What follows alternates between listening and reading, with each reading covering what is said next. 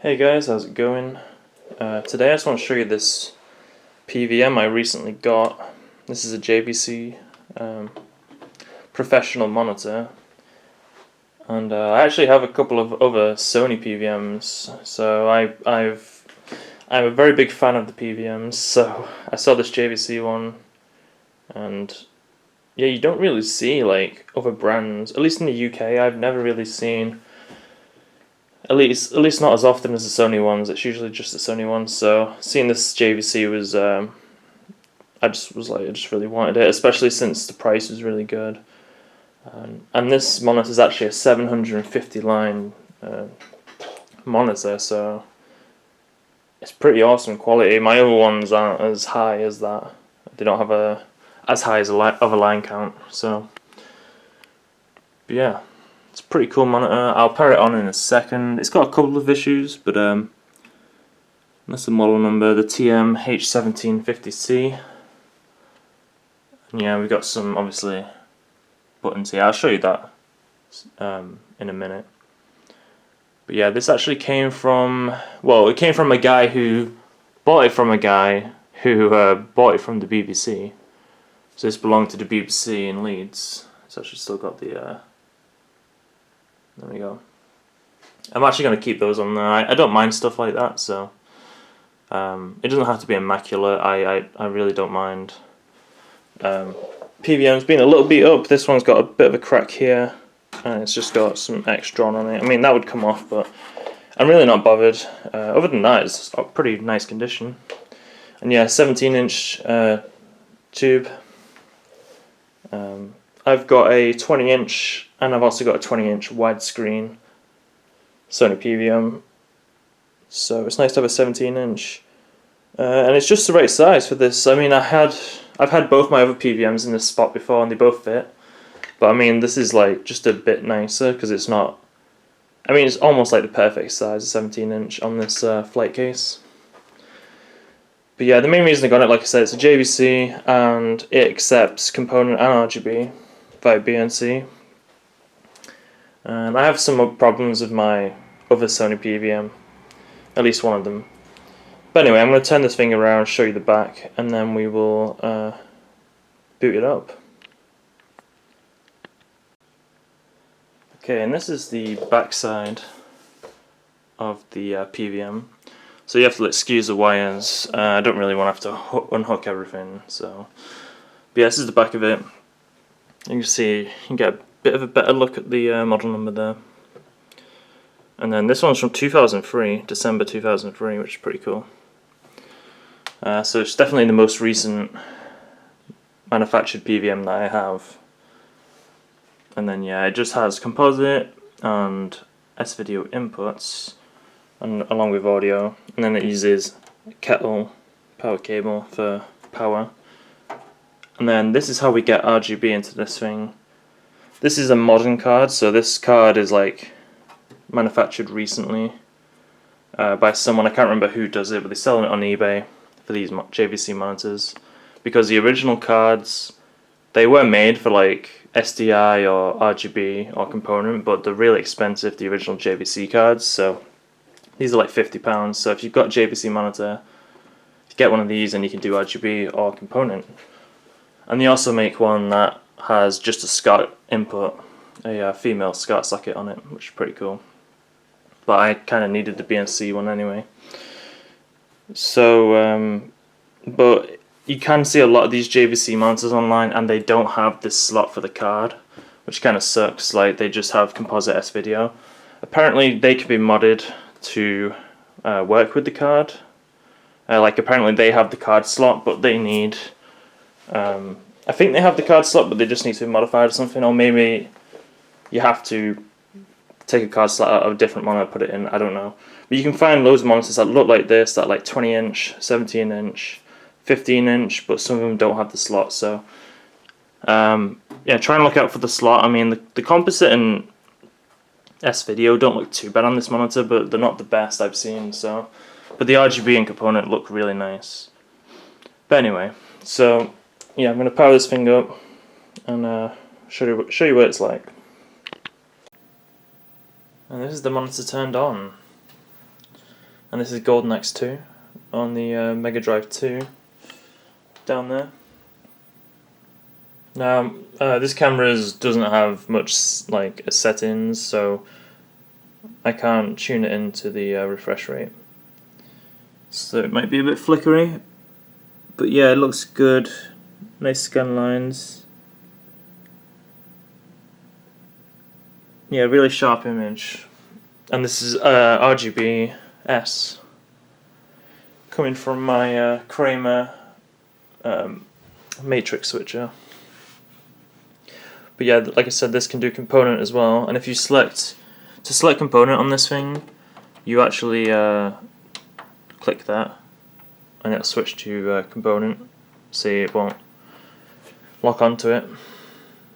But yeah, component looks good, but 240p looks really nice on this thing. Now there's actually a bit of, and sorry for the light, it's all red. There's actually a bit of screen burning on this monitor, and I'm going to show you with the Dreamcast. So there's a bit of screen burning. You can see it. You can see the BBC logo there. No, you can see the BBC logo, and you can see it there, and you can see it was a wide screen burning. So yeah, there is a bit of screen burning, but to be honest, it isn't that noticeable. It's only really noticeable when you got a really bright, solid color. And to be honest, considering it's actually not too bad, you know. And the fact that it's a BBC burning, you know, from BBC Leeds, whenever they probably had it on standby, I guess. Like, I actually don't mind. It's kind of a cool burning. So, but yeah, I got this for a really good price. That being one of the issues.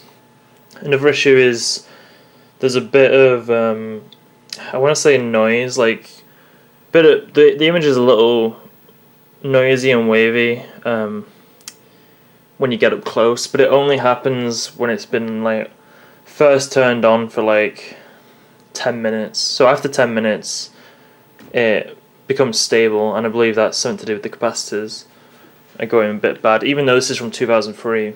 I mean, it's almost 20 years old. Now I will probably replace the capacitors at some point, but I did open it up and the capacitors look fine, so for now I'm going to leave it, because it's only a minor inconvenience when it's first turned on, but other than that it does a really nice image. I'll show you some Soul Calibur on the Dreamcast. And this is some Soul Calibur, and it does look really nice, 480i. Let me press start. Yeah, 480i in this thing.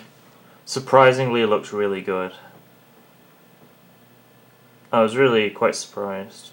I knew 240p would look good, but 480i looks really good. But yeah, there's a lot of flicker, it's quite hard. Like, you can't see all of that noise in person.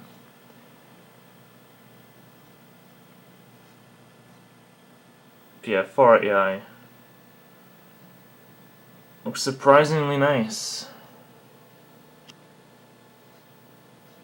on this thing. And yeah, this is RGB SCART, because this monitor won't do 480p, it's just 15 kHz, so 240p, 480i. Yeah, there is a menu here. We can adjust the settings. Now the color temperature was actually on 6500 by default, and looking at the manual, 6500 is actually the factory setting, even though that's totally off. Yeah, it does not look correct, so I changed it to 9300. But yeah, it does look great. And there is a service menu. Now the service menu says it's had 650 hours, which actually is pretty good, although I don't think it actually had. I think it had more than that, because the manual also says that, you know, the max it will count up to is 650 hours. So if you put 1,000 hours into this monitor, it's only going to say 650, which I think is really stupid, to be honest. Like, why would it just count up to 650? But yeah, it only counts up to 650, so I don't actually know how many hours it's had, which kind of sucks. But if you do get one of these monitors and it has, well, less than 650 hours, then I mean, you're quite lucky, and that's a pretty good amount of hours. So yeah, it's been well used by the BBC in Leeds. It's got a few cosmetic, bits of damage, but overall I got it for a good price, and yeah, it's a really good monitor.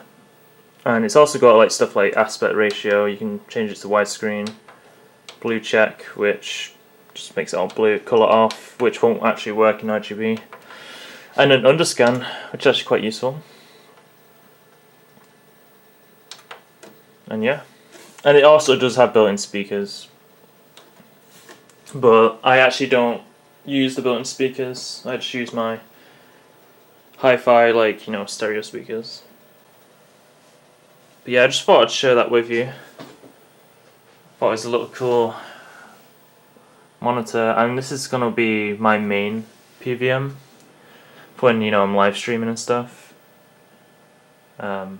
But yeah, I'm really surprised by JVC. I mean, I know they're a good brand, but that the Sony PVMs are held in such high regard, and I've got two of them, and I'm surprised that this actually looks better in a lot of cases than the Sony PVMs. But yeah, we'll be doing another video on this in the future, most likely.